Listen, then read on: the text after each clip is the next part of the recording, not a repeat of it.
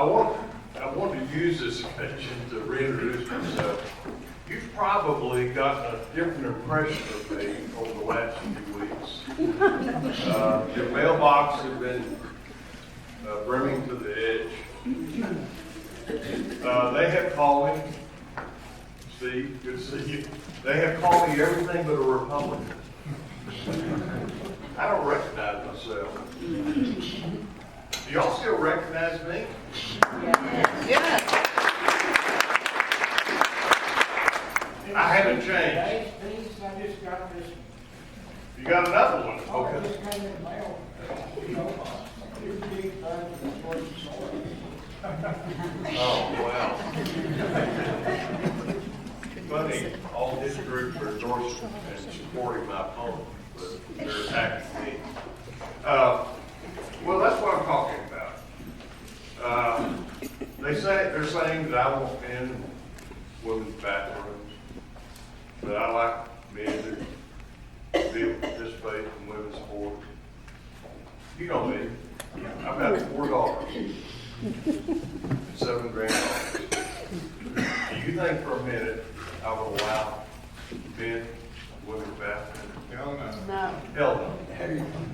Who said the hell no? Absolutely. Can I get an amen? Hell no. What I want to try to orient you is the forces that are working in our state right now. The governor, who, as an attorney general, was responsible to prosecute all the pedophiles at the El Dorado FLDS facility. That's when I first met Greg Abbott. He was the attorney general. Came to San Angelo. We had brought 500 women and children to our Coliseum. The governor came in, and I had a very intimate conversation with him. I said, Governor, this means a lot to us. You need to put your A team on this, keep them on it until we prosecute each and every one of them. He looked me in the eye and said he would. And he did. We convicted all 12 of them. So when he ran for governor, I was one of the first elected officials to support his campaign for governor. And every session since then, I've had his endorsement because I've carried a lot of his water in the legislature. A lot of bills that Greg Abbott was invested in, and I thought they were good bills, and I passed a lot of them. So we get into this session, and we've got a lot of money, and we have a fairly good regular session. We were able to do a lot of great things, folks. And you approved the propositions that allowed us to support Texas Tech University, Texas State University, North Texas, when you created the Texas University Fund. We were able to invest more money in broadband that we're all going to benefit out here in West Texas and rural Texas. We're able to spend a lot of money and address how we fund our community colleges, how we fund Angelo State University and other wonderfully important educational pieces here in the Concho Valley. And I thought we had a great session. Except what did we not get done? Every time we would talk to the governor's office, the priority was that we would spend money. We have a huge surplus. We would spend money for teacher pay raises. You may or may not know, but we've not adjusted the basic allotment here in the state for over 12 years. Teachers haven't gotten raises. Each and every one of you has had to endure almost 14% inflation over the last 3 years, and yet we've not passed that inflationary reimbursement, if you will, back to our school districts. So education was a priority. Well, the budget writers, we put $5 billion, $5.2 billion into a plan to increase teacher pay raise implement school safety measures. Everybody in this room is painfully aware of Uvalde. And so we wanted to lock Senator door. We wanted a peace officer on every campus. And that costs money. When we told our schools, we want you to do that, and we're going to reimburse you out of the budget. We've got a lot of money, let's reimburse you out of the budget. We've made promises, commitments, all over the state. School boards implemented their budget for this education year based upon our promises. In a lot of cases, they are spending a deficit budget. They're spending out of their fund balance because they were relying upon us to fulfill our promise to them. So at the end of May, the Senate, at the urging of the governor, killed our teacher pay raise bill and our school safety bill, House Bill 100. And why did they do that? They did it because the Texas House could not agree upon spending your public dollars in a scheme called vouchers. Now, the folks that are interested in supporting vouchers have done a damn good job of convincing the public that this is about choice. This is about parental choice. This is about the right of a parent to choose where their children get educated. I agree with that. Every one of you agrees with that. Here in San Angelo, we have a wonderful public school system. We have a wonderful public charter school at TLC. We have wonderful private and parochial schools, Cornerstone, Ambleside, Trinity Lutheran, Angelo Catholic. We have one of the largest homeschool communities in the state. That's not choice. We agree with that. So they've convinced the public that, in their words, government schools are failing because they have and teach a woke agenda. They have pornography in their libraries. They make kids get vaccinated. They're not performing at levels that they should. Trying to create doubt in your mind as parents as to what education your children are getting through public schools.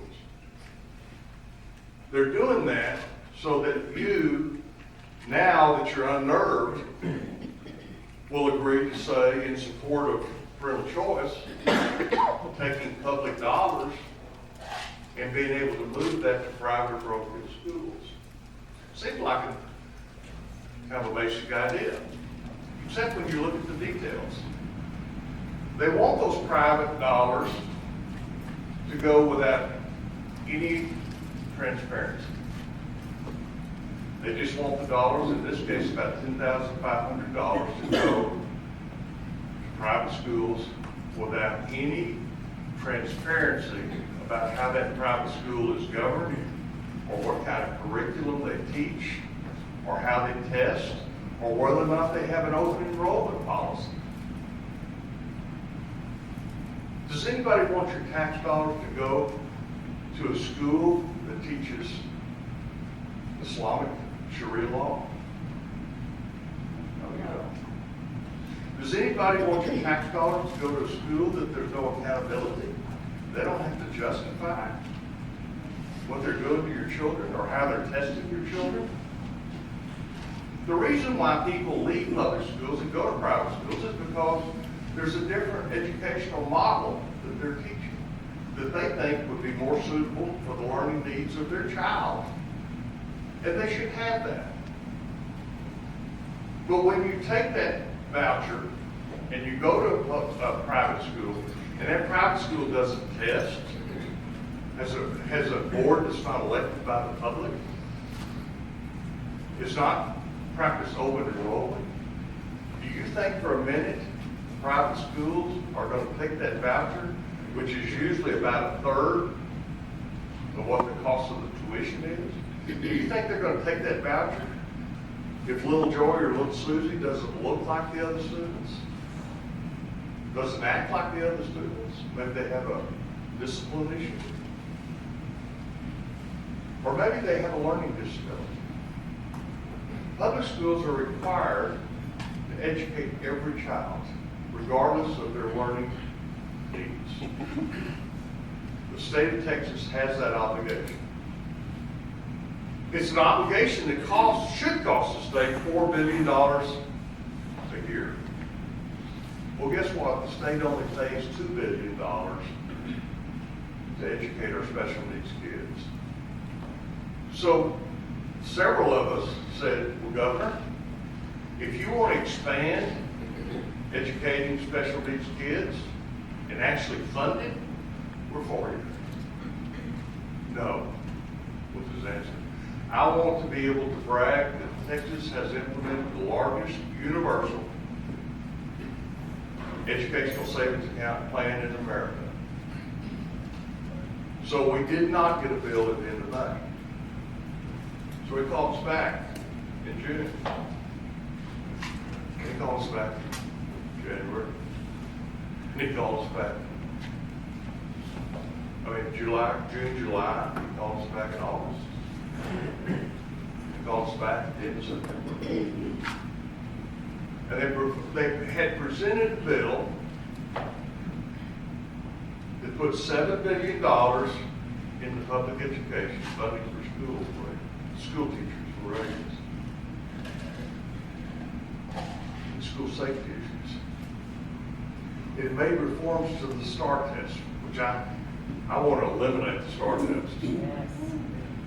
And we changed A through F rating. We quit moving the goalposts. Great aspects of this bill. We worked on it very hard. But the governor said, no, I'm not going to approve a bill that doesn't include vouchers. So the governor's staff comes to me and the governor said, Drew, can we get you to vote for our voucher program? I said, Governor, I think it hurts my rural schools. It takes money away from our rural schools. They said, well, this money doesn't come out of the foundation school program. This money comes out of the general revenue. Does anybody in this room think that these are just mystery dollars that show up in our account? Dollars are fungible. That money could have gone into schools, but those who want to sell this program say, we just want a small program, $500 million. Think about that, folks, $500 million, small program. Well, the reality is that program would grow to $4 billion in years 3 and 4. It becomes an entitlement for the upper class that will never go down. It'll continue to expand, and that's what we've seen in states all across the country. What begins as a small program grows into a big program. Here's the ugly reality about your budget. 88% of the Texas budget is covered by formula funding, made up of the foundation school program, made up of funding to higher education, made up of funding to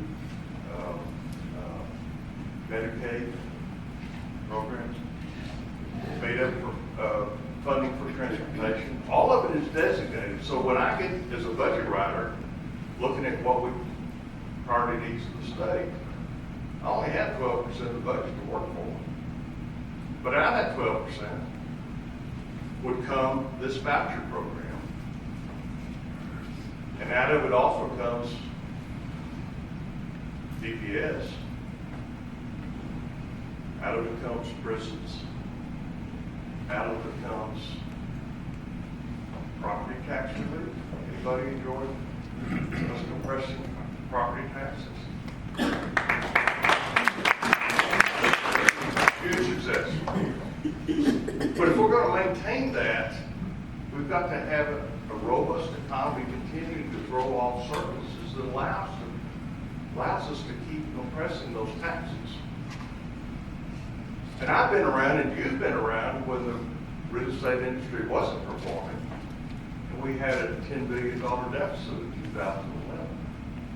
We got $5 billion out of education in 2011, and we've never restored it.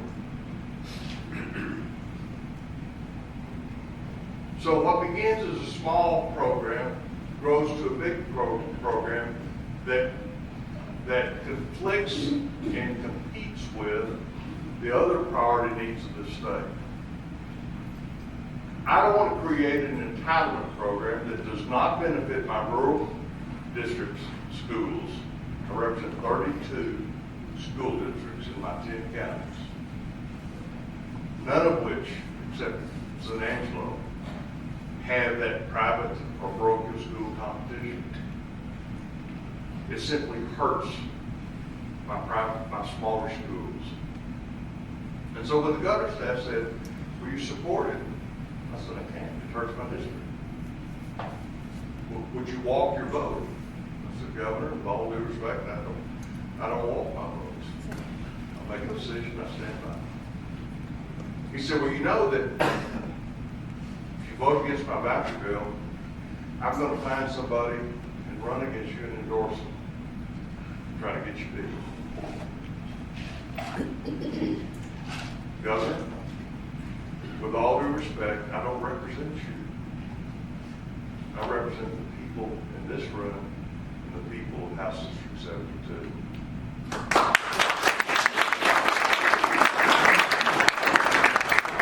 Here's the hard reality. He found that person. He found somebody out of the home on the school board. Yet homeschools their kids, and vouchers are their number one issue. Go figure. Come in tomorrow to a rally from my home. I'm going to be out of town. I'm going to Wall, America, and Heaton, Texas. Getting the hell out of Dodge. So that's what you're getting in your mailbox. And you're getting folks, they're sending mayors, is that AFC PAC? AFC PAC is a PAC created to promote vouchers, school choice. Mind the language, folks. They use choice, I use vouchers. They don't want you to know the dirty secret, that vouchers would be given. You know who the first in the list of priorities that would be eligible for vouchers in Texas? Illegal immigrants.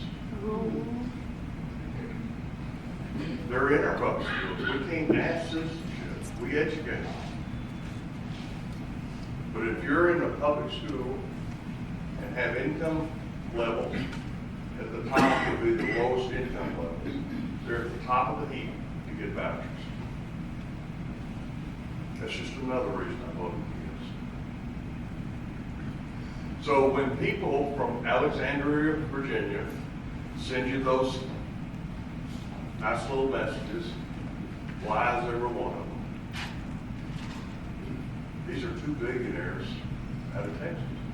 One is Darby out of Dallas, and the other is Leo Lineback out of Houston.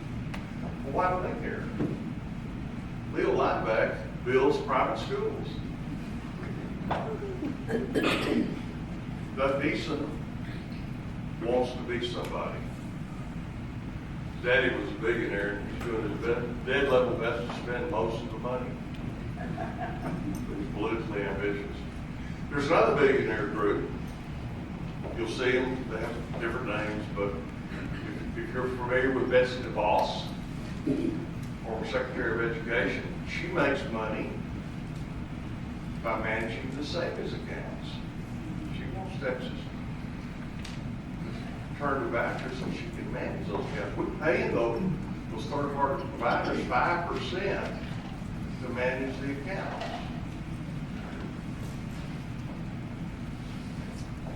Two billionaires out of Midland, Tim Dunn, the Wilkes brothers, they're into religious schools. Everywhere you look, every Baylor that you're getting, except from my opponent, of course she's being funded by these groups too. she doesn't want you to know how much they're funding her, because she hasn't even filed her ethics report that was due 3 days ago. She hasn't bothered to follow the law. By the way, several of her companies haven't bothered to pay their ad valorem taxes either. To say I'm frustrated, and I'm frustrated for you having to endure this, I apologize. I wish you and I weren't having to go through this. I wish my family wasn't. I wish we could talk about all the successes we had without having a lot of the negatives. But we're here. We're going to continue to fight. And the idea that you would have a phone bank and encourage folks to get out and vote is exactly what we need in this situation. You've been very generous. Your PAC has supported me every time I've run for election. Every election cycle, your PAC, the Angelo Association of Realtors, has supported me. And I'm eternally grateful for that. And you're doing so this time. But we've had great successes in the legislative process over the years. We've implemented great pieces of legislation that has allowed us to continue. I reduced your what was it, Michael? We eliminated your occupation tax 1 year. Remember, you used to pay what, $80 or something like that. We were able to eliminate